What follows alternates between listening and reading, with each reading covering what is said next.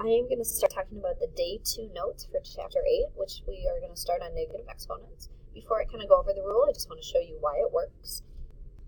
We kind of did this last time in the notes, so just remember like 2 to the first power is 2, 2 to the second power is 4, 2 to the third power is 8, 2 to the fourth power is 16.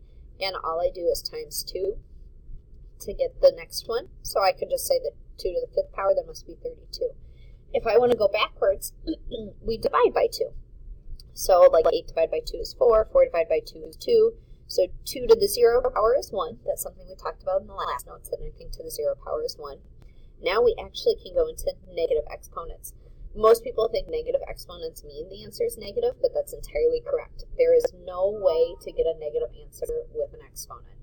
So, sorry, if you start with a positive. So I more just kind of think back to my rule. So how do I do this? I divide by 2. So I'm going to divide by 2 here and get 1/2. 1/2 divided by 2 is 1/4. And if we look, there is a relationship between something to the positive exponent and the negative exponent. 2 to the second power is 4, and 2 to the negative 2 power is 1/4. They are inverses of each other. So like if I know that 9 to the second power is 81, well that means 9 to the negative second power is 1 over 81. So all it really does is create a fraction, is what that does, is it creates the inverse. So if we look here, we'll start here, 3 to the negative 2 power. Well, I know 3 squared is 9, and then that's going to be the inverse of that, so 1 over 9. This, be careful, because the only thing that has that exponent is the a. So that negative 4 doesn't need to be an inverse. It is what it is. And a to the negative 1, well, that a is going to come down here, because if I do that the long way, that's the same as negative 4 times 1 over a, which would equal that. Now this one, remember, negative exponents create the inverse. So what I'm going to do is I'm going to just write it as the inverse to begin with.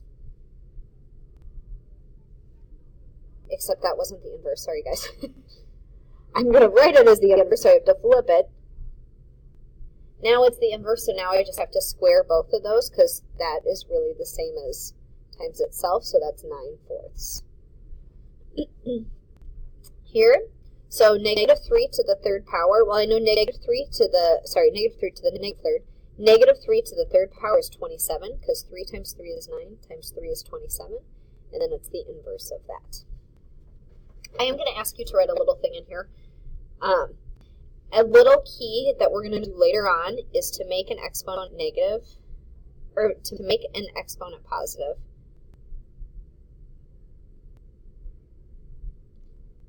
It must go through the fraction bar.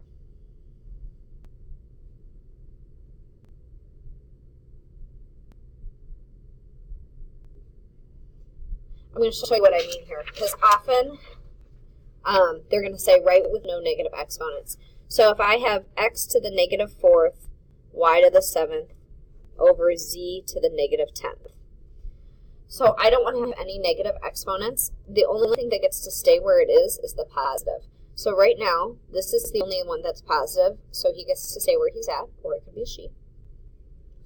X to the negative 4, it has to go through the exponent because I have to write the inverse of it to make it positive. So that is going to come down here. And this is on the bottom already, so I have to write the inverse of that to make it positive, so that's going to come up here. So do you kind of see what I mean? Like it has to go through the fraction bar, and then that makes it positive. Let's try one more that's a little bit trickier. Let's do x to the third, y to the negative 4th, over x to the negative 5th, y to the 7th. So this is going to take in some stuff in from last class. So before I do anything, I like to rewrite them so there's no negative exponents. So x to the third gets to stay where it's at because it's positive. Y to the 4th, though, now has to move to the bottom because it's negative. Now it becomes positive. X to the negative 5th can't stay. It has to move. So that's going to come up here. And y to the 7th stays where it's at because it's positive. And now I can simplify. I have 8 x's on top and 11 y's on the bottom. So there's my answer. Okay, moving on.